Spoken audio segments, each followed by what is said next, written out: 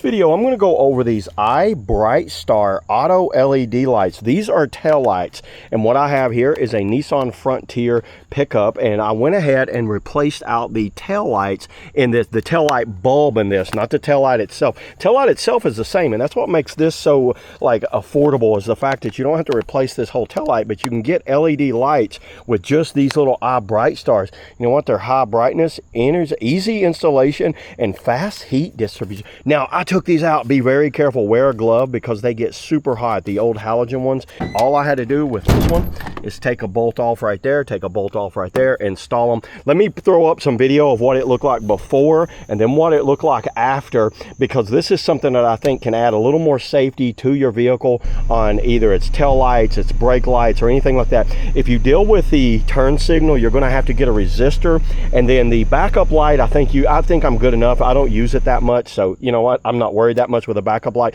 But the tail light, brake light, I highly recommend going over to these Brightstars. And the one I got is the 3157, 3156, but you can see all the different sizes. Pretty much it's the same. These come in white, amber, blue, purple. You can get them on all different colors, but just so you know, always get red for the tail lights and brake lights. But yeah, there it is, everybody. That's all I got on the iBrightstar LED tail light. See you on the next video.